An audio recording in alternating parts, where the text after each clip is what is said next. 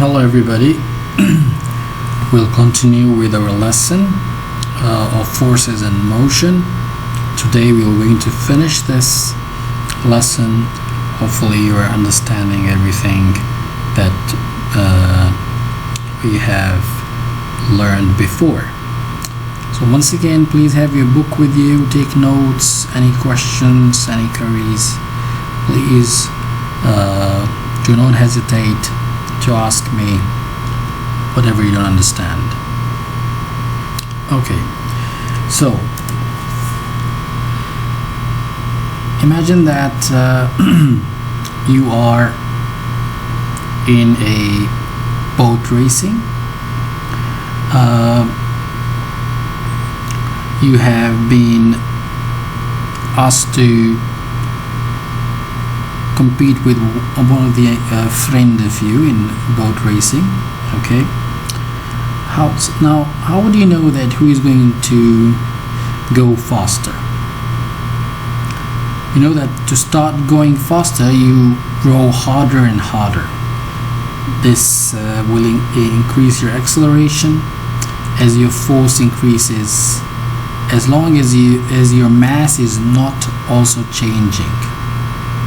If the mass stays same and you have more acceleration as your force increases. But what if you have things with you in your boat? Let us say you have a bag with a lot of things in it. Now, can you imagine, or can you think that does your boat now moves faster? No.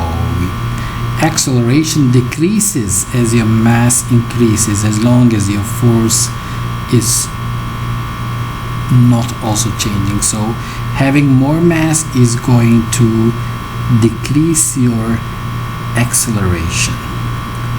This is what Sir Isaac Newton studied, the same results, and created his second law of motion, which states that instead of acceleration he talked about things in terms of momentum. Later scientists recovered the law in terms of acceleration. So the second law tells that the unbalanced forces on an object is equal to the mass of the object multiplied by its acceleration, or in a simple formula way we call it force equals to mass times accelerations. Now Newton's second law tells that a total force of 1 Newton will accelerate a 1 kilogram object of mass at 1 kilogram meters per second of a second. This is what his Newton's second law tells us. How is this going to happen? For example, there is a boat being let us say the number of rowers inside the boat. If we have more rowers, this will increase the force and acceleration, right? If we have more rowers, all of them are applying the force, so there is going to be more force and acceleration. But if we have only one rower and all of the others are passengers, meaning that they are adding mass to it, more mass to it, this means that there is less force and this will decrease acceleration because there is more mass in there and there is only one rower here. So this is what Newton's second law basically tells us. Now we can arrange the Newton's second law also. If you want to find out acceleration, you say force divided with motion. Okay, then you could calculate the acceleration of an object. This is how you can calculate an acceleration of an object. You would just need to know the total force and the object's mass, and you can get the acceleration. As we said, the total force. Now, total force is the sum of all the forces acting on an object. Okay, So the total force is the sum of all the forces acting on an object. Let us say, for example, when these forces are balanced, like the total force is 0. Why? Because the object has 0 acceleration. Just like this hanging picture, you see that its gravity is pulling it down, but that nail over there, the string is not letting it go down, so there is no acceleration there. It's balanced, right? So the force is 0. When the forces acting on an object are unbalanced, now then the total force is not 0 then. Okay, let us see an example of this one.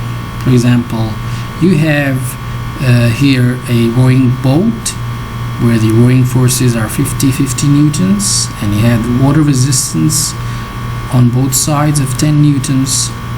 Now how come the total force is 80 newtons here? We're going to check it out here first. Total force, we have both 50 and 50, right? So we add them, this becomes 100 newtons, and you have the water resistance force is 10 newtons and 10 newtons. We add them and this becomes 20. So 100 newtons and 20 newtons, right? Then we want to find out the total force, so we just simply do what? Because the arrows are in different directions, right? We're going to subtract it. 100 minus 20 newton, the answer is 80 newton. This is the total force. Now we want to find out actually the acceleration. So it's quite simple. As we said, this is Newton's second law, right? Force equals to mass times acceleration. So we just bring the acceleration here, and F comes over here. Now it divides. So acceleration equals to force divided with mass. So we have the force, which is 80 newtons, and let us say the weight of this, the mass is 160 kilograms. So we have here 0.5. This is the acceleration when we divide 0.5 meters per second of a second. So this is how we can calculate the acceleration using Newton's second law of motion. Now let us say you are ice skating with a friend. You gave him a small push and to go faster, but as you push him forward, you find yourself pushing backward. Why are you moving? Wasn't your friend the object being pushed? You pushed him, right? How come you also go backward? Actually, you receive a push too. When one object pushes on second object, the second pushes back. He pushed him and you pushed backward, right? Okay. Commonly, the push of the first object on the second is called the action force. You pushed him, right? You applied an action force. And the push of the second object back on the first is called the reaction force. When you pushed him, he went forward, but this is action force, and then there was a force applied on you that made you go backward. That's a reaction force. So this is how Newton's summarized the idea in his third law of motion. Newton's third law of motion says that all forces occur in pairs, and these two forces are equal in strength and opposite in direction. More commonly, if you see people say for every action there is an equal but opposite reaction. So it is important to remember that action and reaction forces are actually not balanced forces. This is because action and reaction forces always act on separate objects. Let us say when you sit on a chair, your weight is pushing down on the chair, right?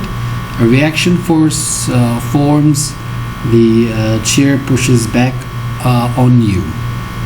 The reaction force is what you feel as your weight. This is what you feel as your weight. So when you're now, this is here, there is no you're sitting on a chair, your weight is pushing down on the chair, okay? A reaction force from the chair is pushing back on you, right? This reaction force is what you feel as your weight. On the other hand, when you are falling, or let us say in astronauts in space, the force of gravity is still acting upon them, but they do not feel the gravity. That's why, because there's nothing that is providing a reaction force. This is why they feel weightless, and they can do many things in the space stations, as you can see here. Because there is no gravity acting on them, they feel weightless. So that was the lesson. We finished the lesson in this lesson, forces in motion. Hopefully it helped you to understand.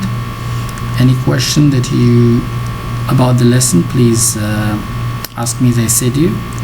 And don't forget to do the workbook related pages and send them on Pioneer. Thank you very much once again.